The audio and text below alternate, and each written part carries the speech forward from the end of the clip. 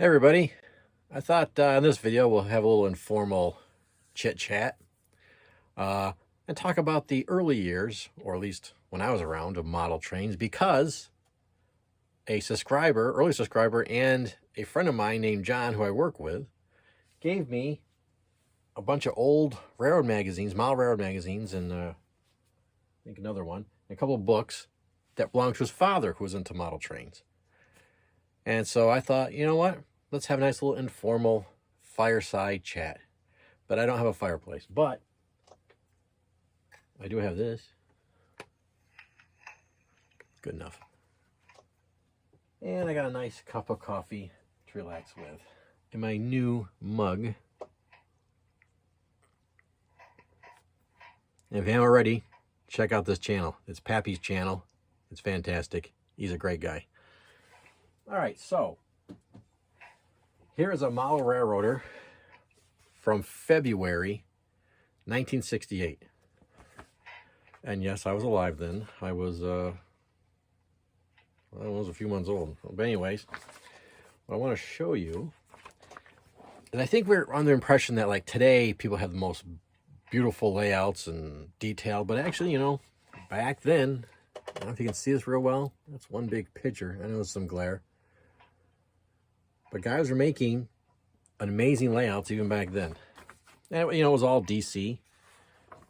And also in this magazine, which, you know, for people in New York State, or maybe around the country, Genesee, Wyoming, your covered hopper. Whoops.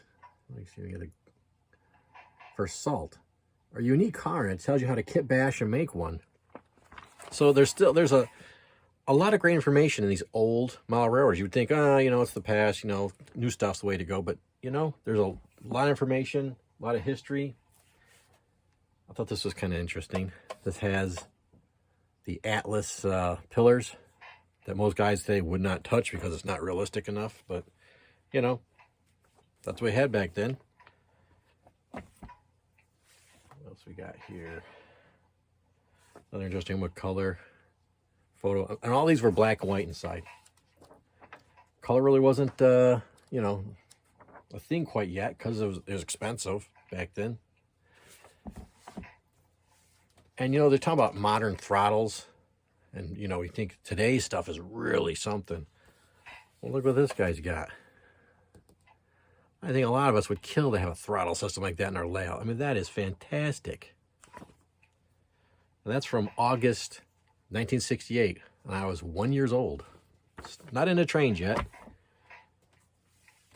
And, of course, still back then, the live steam that you could actually ride, that was around. What we got here? Another interesting little cover. This is October 68. I wanted to show you this. Now, look at this car right there. That is cool. That is a 55-foot McKean car made of brass. And it sells for, what's it say here? $34.50. Can you imagine buying a brass, and it's motorized, you buy a brass engine for $34 brand new? Here's one that's missing the cover. Like I said, oh, Dremel, even way back then, Dremel. So it wasn't quite the dark ages, even though there was no internet or DCC. And of course, the king back then was Athearn. And like I said, back then, everybody who was anybody model trains had Athearn. I mean, there was other manufacturers, but Athearn was the king. I mean, if you wanted to custom make an engine or really detail it up, that's what you would go with usually. I mean, River Rossi was around, HM. You had Tyco, Mantua. There's another one. I always love this train. Like I said, I'm not going to go through all these, you know, be here all night. I just want to show you some of the highlights. This is from July 68 in Railroad Model Craftsman, which is still around. Matter of fact, I just bought one. But the prices, I love reading the old prices. Like HM, you get a mallet or mallet for two A8 steam locomotive, excuse me, for $19.97. Can you imagine $20 for articulated steam engine HO, brand new? And the boxcars are on sale for 88 cents. And a crane and car for $4.88. I mean, of course, then, you know, there was a good chunk of change for a lot of people, but with today's prices, you're like, holy cow, things cost this much now. And here's another one. And this was interesting, color insert. You know, nowadays, all the magazines are color, and we just take it for granted. But back then, to have color was something. And look at that bridge. Hope I'm showing this proper. It's hard for me to see and look at the... Like I said, back then, guys are making amazing layouts just like they do today. You can see this. Look at the landscape. I mean, this is HO.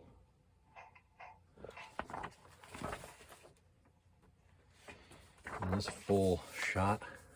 I mean, that's HO. And that's quite impressive, even by today's standards. And of course, you know, look, 6 pages in full color.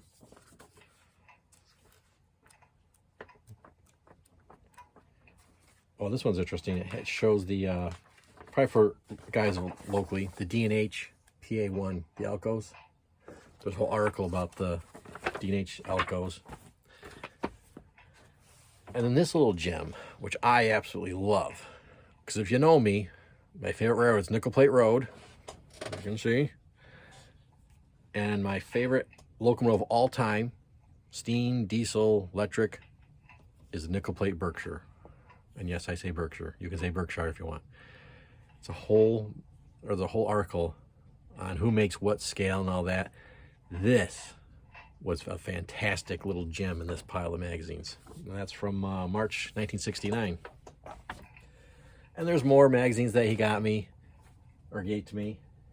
And you got this book, How to Wire Your Model Railroad, which actually is relevant today, even though this is, I don't know how, well, it probably was from the 70s, early 70s.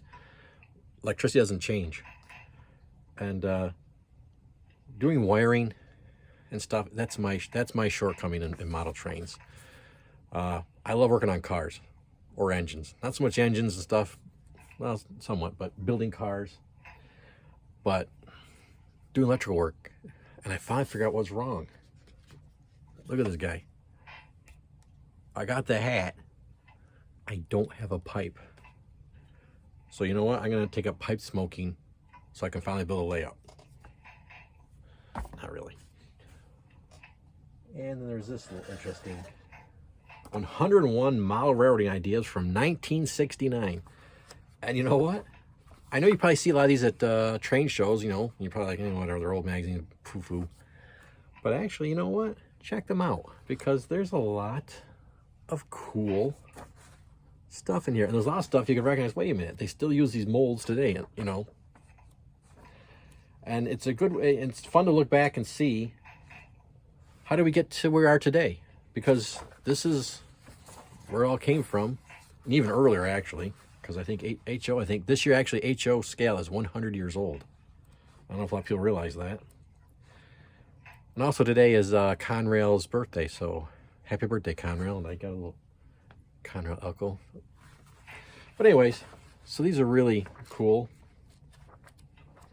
And, you know, I suggest that if you're at a train show, and you guys are always selling old railroad magazines, you know what? Stop by and just look at them. There actually might be some stuff in here you find quite interesting. You never know. And, you know, we think everybody has ideas today, but most ideas are not new in any hobby, actually. So, anyways, just want to show you those. And thank you, John, so much for giving me those. It's been a blast because, oops, I shook my tripod. You know, it goes back to, got my first train in 1970. Now, I discussed all this on my channel before, but I know there's a lot of new people since I've done the whole series called The Early Years. which I never really finished. And the whole idea was, it was to tell my son my history of my love of trains and model trains. But 1970, I got my first train. I was 3, still have it. And it's just neat to look at these old magazines. And that was, you know, where I started. I know you're probably thinking, wait a minute, you're around that long, but you look great. I go, oh, yeah, I know I look fabulous, but, you know, just luck. So anyways, thanks for watching, and I'll see you down the tracks. Or maybe a train show.